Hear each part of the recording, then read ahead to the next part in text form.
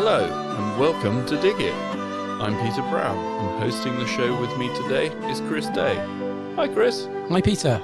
May in the garden. Here we are again, Chris. We are. It's my favourite month of the year, I have to say. It's lovely, isn't it? And currently the sun's shining, blue skies, nice and warm, but been a bit frosty in some places at night, hasn't it? Yeah, we've had some late frosts, and I suspect they're going to continue as we go into the merry month of May. But also, it's just been so dry, hasn't it, Peter? Really dry. When I was planting the potatoes a few weeks back, Yeah, it's like middle of summer almost. Yeah. Down on the allotment with how much water's on the surface. It's just really hard, clumpy soil at the moment. But it is. Yeah, and I think we've just missed out, haven't we, through all of April? Really, April showers when you traditionally get. I always used to, when I was at college, we always used to describe April as the mist propagation month because basically everything used to come up. Your weeds, your plants used to break dormancy, which was great. But yeah, we've just not had that rainfall, which is so vital at this time of the year to get things moving for the spring. And no fog either, really, has there? No, it's like I guess true. the rain causes the humidity, which causes the fog, which obviously helps keep everything nice and moist. Yeah, certainly, and certainly walking around the garden, we're seeing lots of things sort of breaking dormancy. But certainly on our obviously our bare root side of the business, our mail order side, we're getting quite a lot of calls now saying people, plants not breaking dormancy just yet, and I think that's because lack of water. Realistically, yeah, keep the water flowing, and I think that the biggest complication is how much you give a plant to a young plant, and I'm always for get a good 2-gallon watering can, make sure there's a decent fine rose on the end so you can sort of percolate that over the soil, and that will then obviously get into the soil and give the plant that good start. Once or twice a week usually is enough to get the plant then moving on nicely, but little and often with watering is never a good thing. Little drips of water each day, good substantial amounts. If A good soak a couple of times a week's far better, isn't it? Certainly. That's it. And thinking about watering, I saw some new sprayers in the garden centre the other day. It's a range from Defenders. Okay.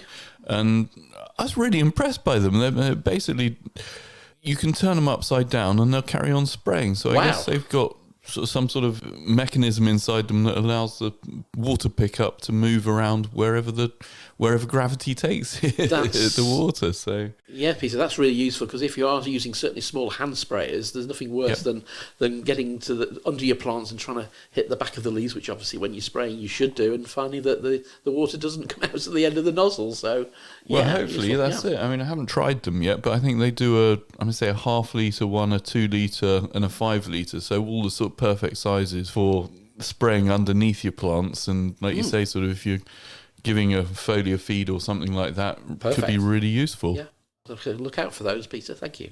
And we've got some big flower shows coming up sort of in the near future now, haven't we, Chris? Yeah, we're in Chelsea Flower Show month, isn't it? It was the third week in May, and if you think about it, Peter, it was last September when the last Chelsea Flower Show happened because of the pandemic and everything was moved back. But it'd be great to see it back in May. Lots of fond memories of going to Chelsea in my younger days, exhibiting there. But it's a great escape to go to, and if you can afford the ticket or watch it on the TV, both options are really, really good. Yeah, I think it's one of the most inspirational sort of garden shows to me, because you get to see all these wonderful designs, and I think, like we've spoken about before, a lot of them will actually work if you were to plant them up sort of in your own garden, assuming you had the right soil conditions and the right light conditions. But yeah, obviously it is the finest garden show, I suppose you could say, isn't it? And I suppose when you go inside those wonderful pavilions, as we were speaking to, obviously Rosemary Hardy last month, and obviously seeing what they do with the wonderful displays of Delphiniums, plants sort of out of season as well. Begonias, and it is a real sort of haven for plant people to enjoy and to savour what nurserymen can do, and how good we are as British growers to put those plants out there. So, and it's interesting. We're recording our podcast in a Malvern building on the Buckingham Garden Centre side, and of course Malvern last year picked up a gold medal. And they're going to go for gold again this year. Yeah, because last year it was the disco themed. It was garden shed. Can I call it that? But yeah, Malvern Garden Buildings.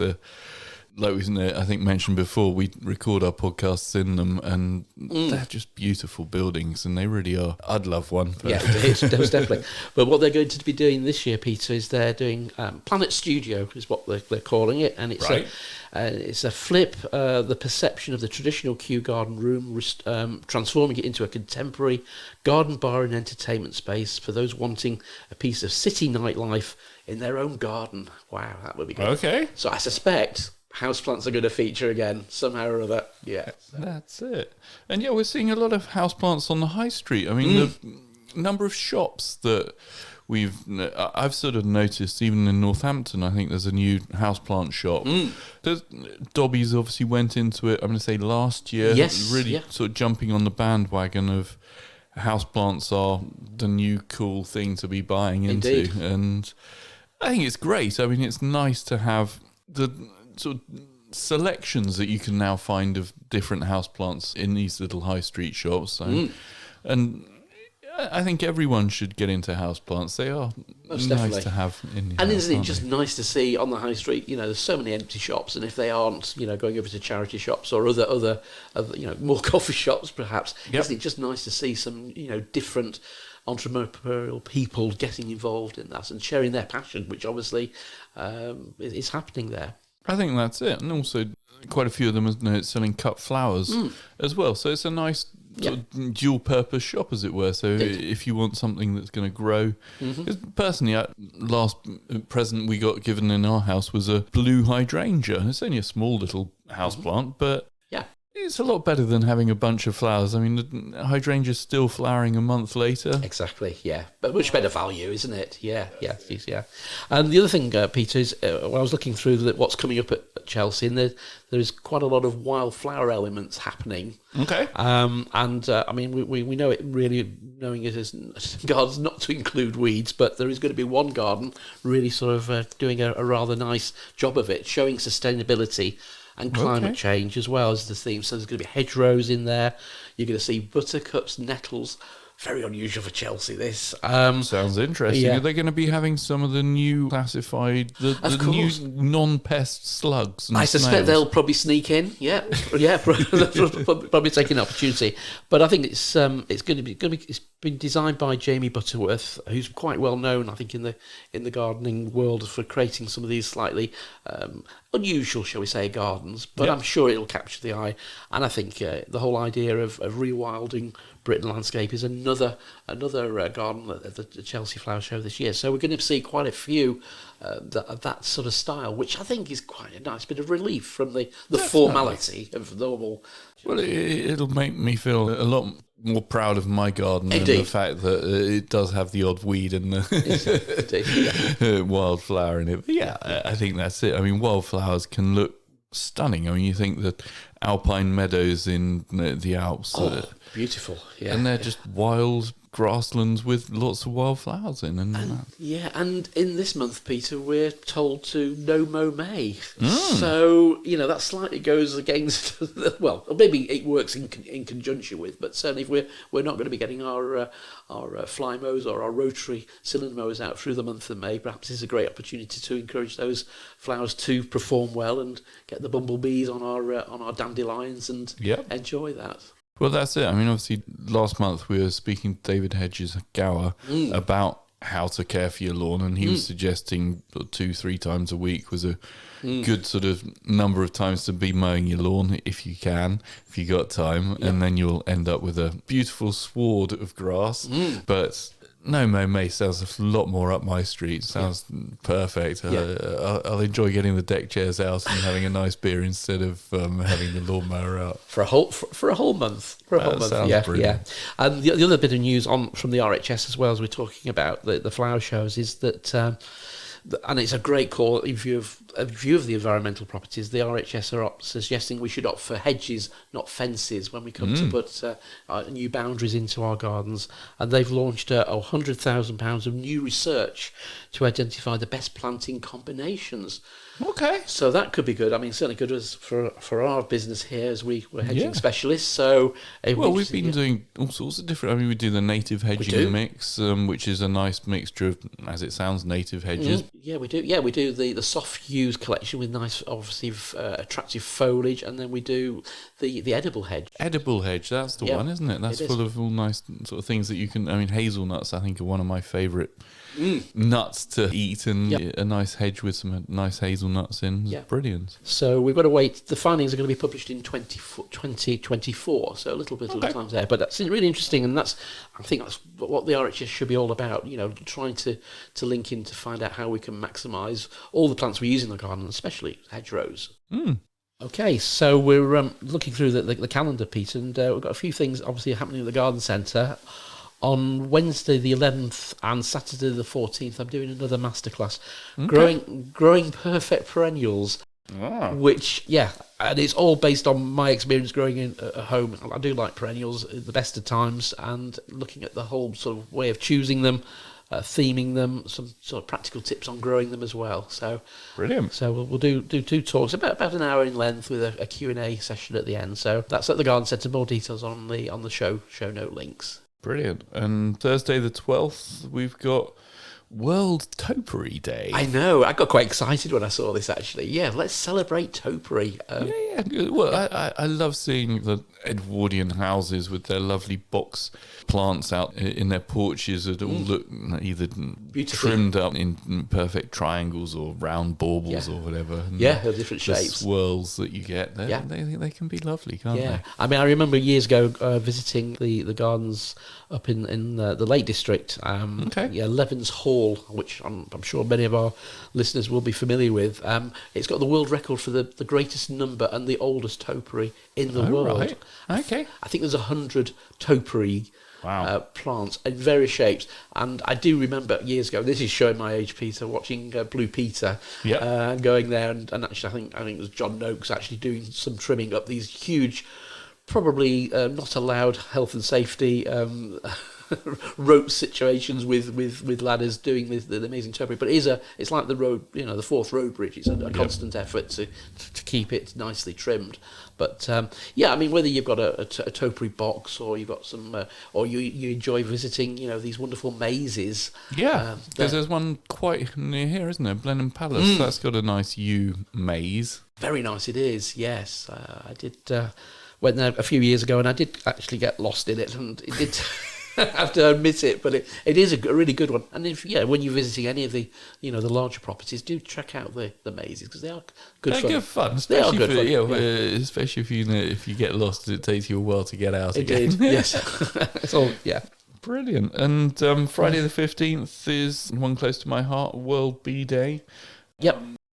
Idea is to raise awareness about bees and pollinators. And I know went up the top of the field last week, and one of our hives is getting ready to swarm, and we've got a queen cell in there, so I'll be able to split that into 2 hives, so hopefully be able to divide and make another beehive out of that. That's good news. That is good news. I don't think as we mentioned before, it's so important that we as gardeners now we do check when we're buying plants that they've got a nice label to indicate that they've got good pollination qualities. Yep. When planting, I think we're all getting quite savvy to that now, and so the RHS again have done a great job on encouraging us to do just that. And what's been selling in the shop? Vegetable seeds, top 5 this month, isn't it, Chris? It is, yeah. Starting at 5, carrots, Nance 5. Right. And in 4, charred bright lights. Yep. In number 3, and I'm quite encouraged by this, tomato gardener's delight. Is that a good one? It is a good one. It's obviously popular. Flavour, it's all about the flavour with that variety, isn't it? And even though we sell countless plants as young plants, obviously people like growing them from seed, which is good. In number 2, we've got a beetroot, Baltardi. Yep. And in number 1, surprise, another carrot. Autumn King 2. Okay. So to have 2 carrots in there, top 5. It's good, and that's based on sales from the beginning of January. Surprises me. I'd have thought Outcut Dolce would have been in there, but indeed, maybe not. Yeah. Carrots are the new broad beans. But you go down. Yeah, but I mean, broad beans came in at number 9. That was Bernard's, and then a good solid top 5 there. And as it's May now, Chris, what jobs have you got for me? My to word. Get on with this month? Where do we start, Pete? It's a lot. Well, I I suppose. don't have to mow the lawn anymore because it's no mow May.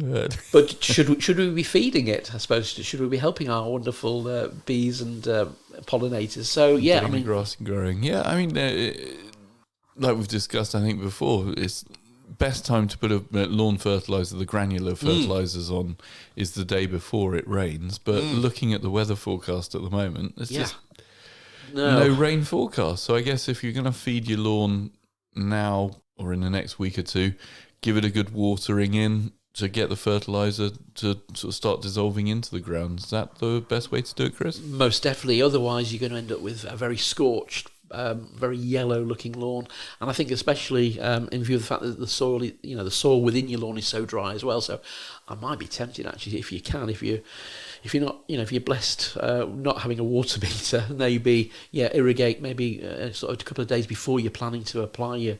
Okay. I think I might be doing Moisten that. the ground up a bit first, and then put the fertilizer on, and then 24 hours later, give it another watering, maybe. Indeed, yeah, and then the plants will respond well to that, and you shouldn't then get any scorching happening there. And a lot of these products, of course, like obviously the evergreen range, contain a weed and feed and maybe moss killer. So I think it's even more important that there is moisture available to the plants within the lawn as well, within the grass seed too. So I think make the soil as moist as you can within the confines or restrictions of water usage. Yeah, that's it. And obviously, if there's a frost forecast, get the fleece out, and we'll bring all the tender plants back into the greenhouse overnight. Yeah, I mean it's a difficult one. I mean I've got one greenhouse which I've been heating through April and possibly into this month now, but I'm on paraffin heating, which isn't particularly cheap. Like no fuel is at the moment, so I'm trying to wean my plants off that. And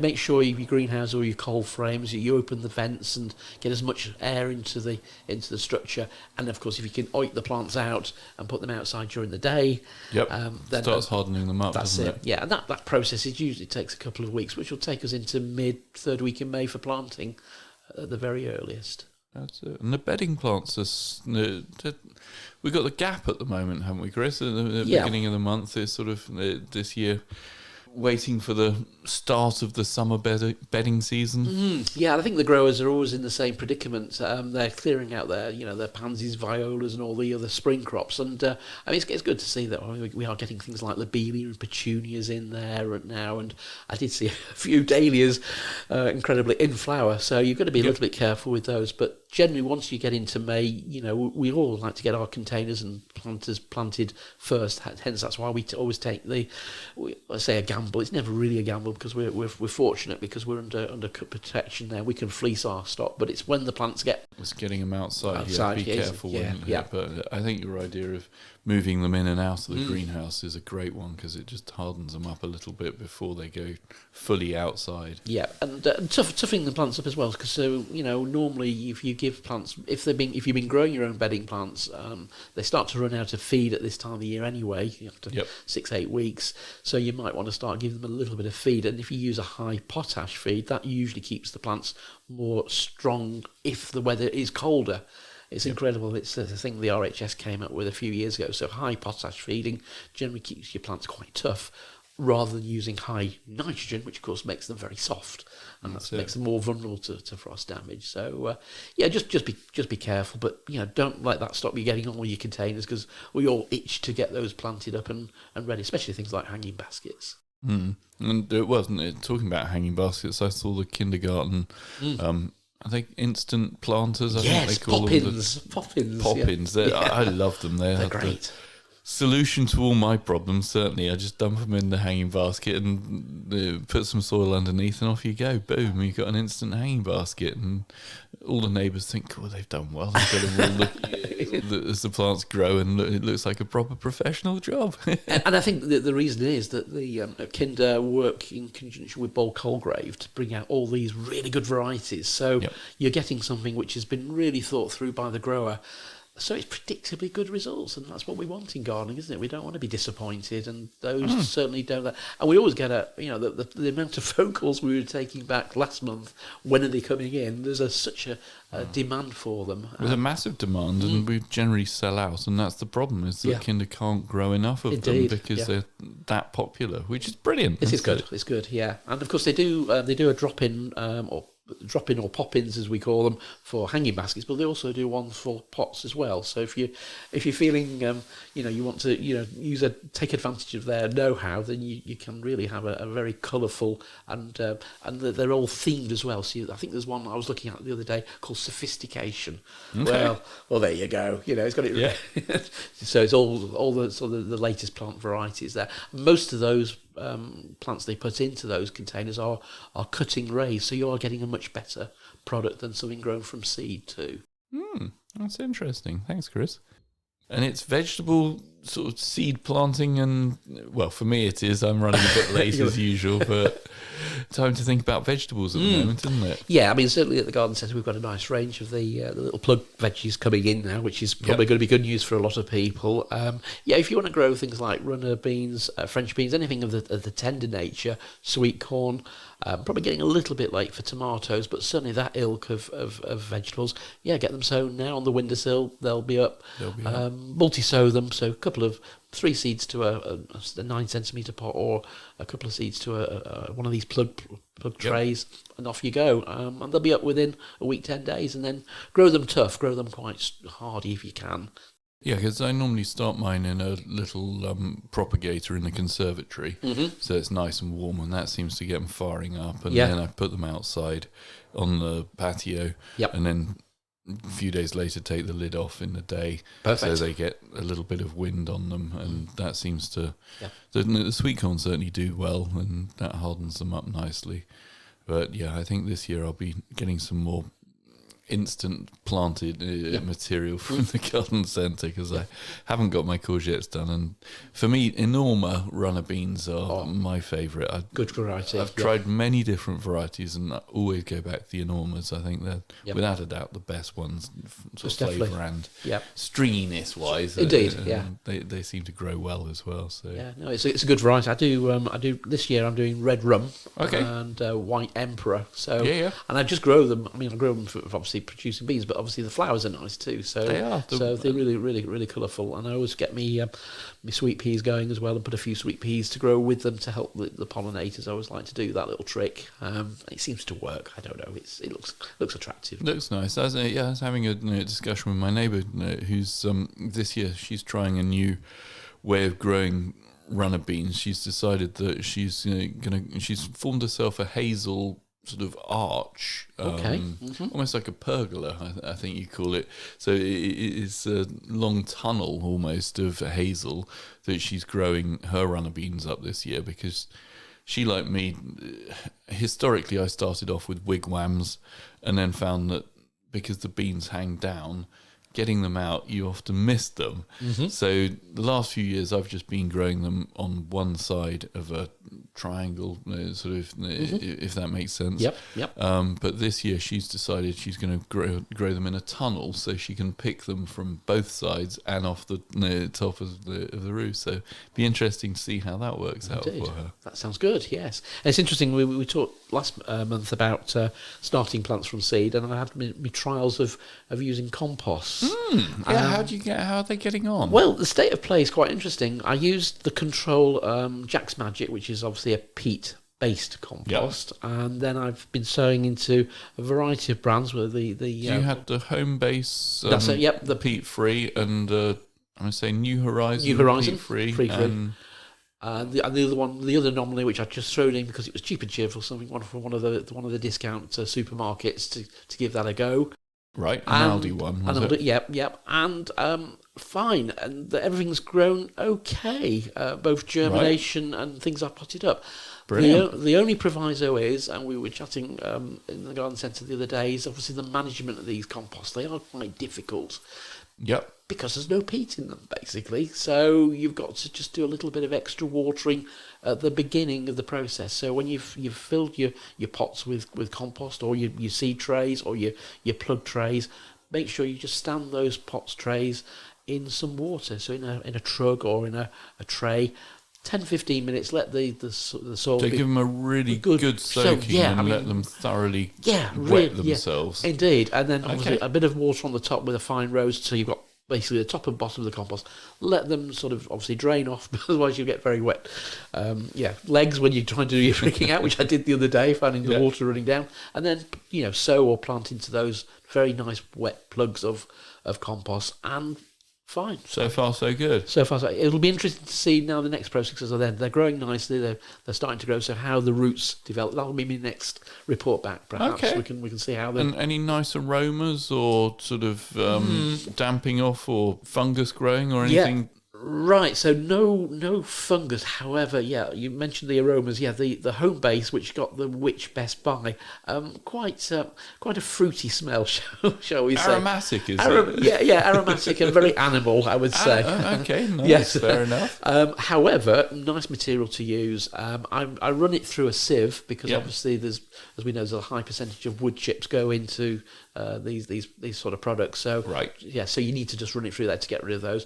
But I've not found any pieces of glass or bark or big pieces of bark. No plastic. So far, so good. So that's good. So maybe the manufacturers are getting a handle around this. Let's hope so. But I'll hear about it some more next month then. See how the plant roots develop then. Let's see. Thank you. You mentioned earlier about the frosts. I know down the allotment is quite an exposed site, so have to be a bit careful with that. And obviously potatoes are sprouting through the surface now. Those certainly ones you need to be a bit more careful of, aren't they? Yeah, they've moved very quickly. I mean, both my first and second earlies, which I'm growing in pots this year, are motoring along at great speed. So I've been adding compost to cover the shoots as they've appeared. Yep. I'm now at the top of the pot, so I've run out of space to cover.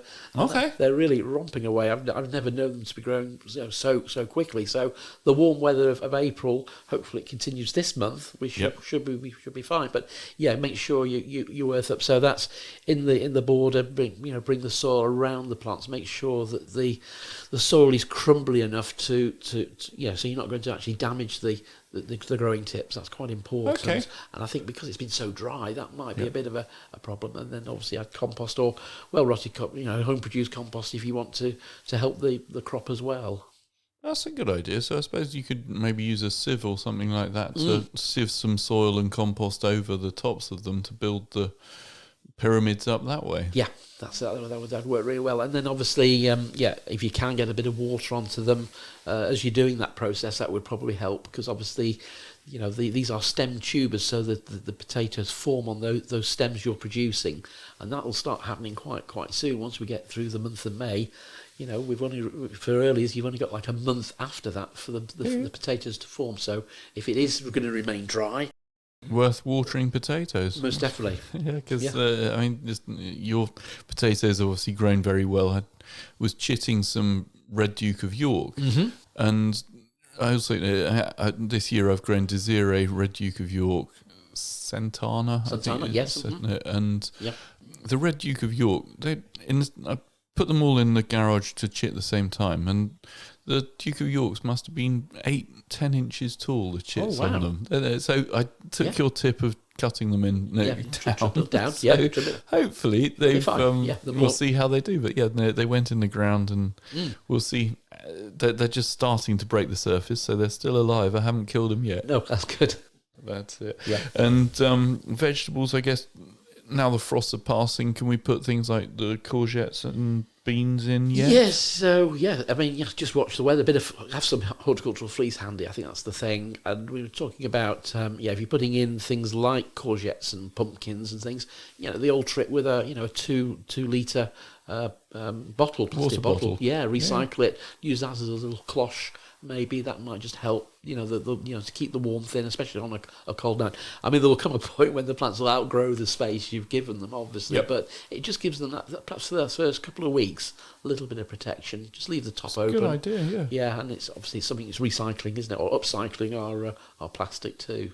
Yeah, because my Red Riding Hood tulips I planted last autumn have come up, and looking good. 2/3 of them have had a flower. The other third got eaten by slugs, but Oh, A lovely really slugs. nice little tulip, isn't it? It's a And fantastic one. the daffodils are well and truly over now, aren't they? But what should we be doing with our old bulb plants? Yeah, so with your daffodils, it's a good idea to obviously take the flower, because obviously they start to set seed, but actually leave the flowering stem in place, but just take the top bit where the flowers have been, and then just let the whole plant basically die down. The rule is 6 weeks, so 6 weeks once the flower fades, you can leave the plants.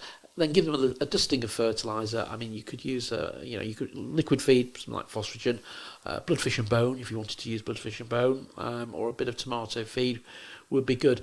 With tulips, it's a bit more tricky because a lot of people, like myself, grow tulips in pots and then take them, oink everything out to make space for the summer colour. Yep. So what I tend to do is just dig a large hole in some just different areas of my garden border, just drop the whole thing in. Okay. Plant them a little bit deeper than they were in the pot. Yeah. So some bit of compost in there around just to settle in and give them a good water. Yeah, take the dead flowers off as and when that happens, or they should be all coming to that point anyway, and let them die down naturally. And that hopefully means I will get a bit of a show on that new space in the border. So, it's just managing them really. Just give them a little bit of feed.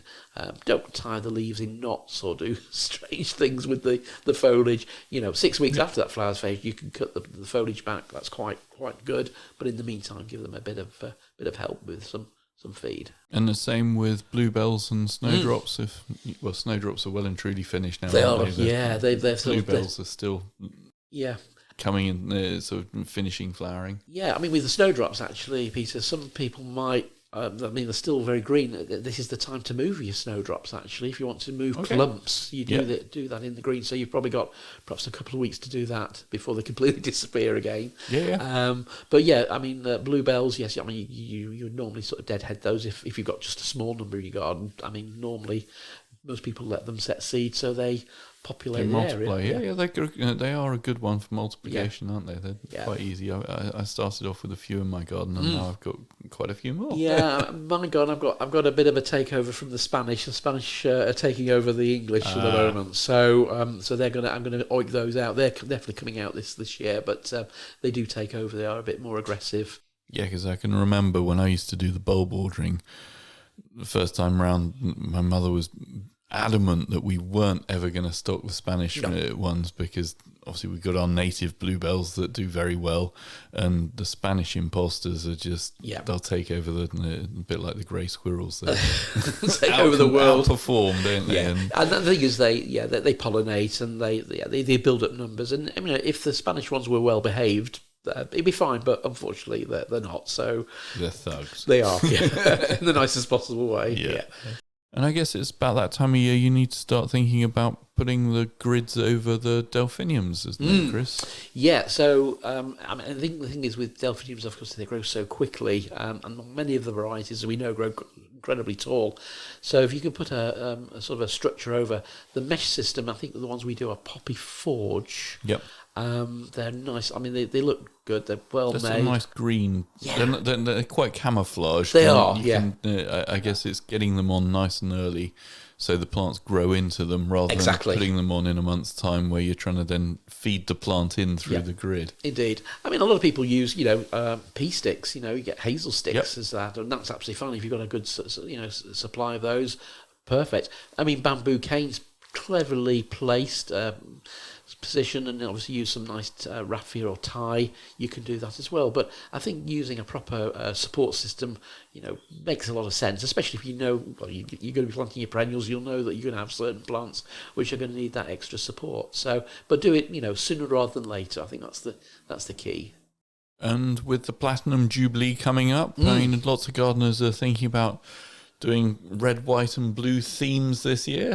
I hope so. I hope people are going to really take it on board. I'm certainly going to have a go at home, Peter. I think it's quite nice. It's an excuse, isn't it, just to do something. Well, when the Tour de France came, everyone was doing nice yellow plantings and painting bicycles and sticking them on the front of their house in yellow. And why not? I mean, the garden centre here, we've got our vertical wall garden, which you've come up with a plan for verbena, isn't it? A variety called Showboat, and we've got plugs in red, white and blue. Excellent. So, I mean, verbena's a lovely bedding plant, isn't it? Lots of tiny little flowers that make such a nice, vibrant colour. And I guess there'll be... Did I hear Tower of London's got a new...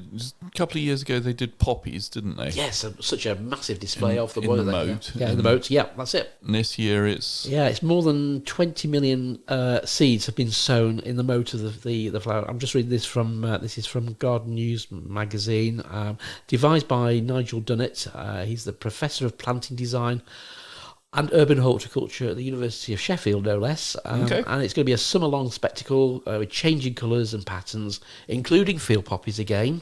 Brilliant. Corn marigolds, cornflowers, and the whole idea is to bring in wildlife as well. So that's going to be quite a spectacle, isn't it? I look forward to seeing that when it comes into flower. Indeed, yeah. So that's and literally. They said it has been no mean feat to this. They even they've done quite a lot of they've created other structures in there as well to make the whole thing work, including weaving lots of willow into the display too. So it's going to be quite 3-dimensional by the sounds of it. So should be good. Looking forward to seeing that.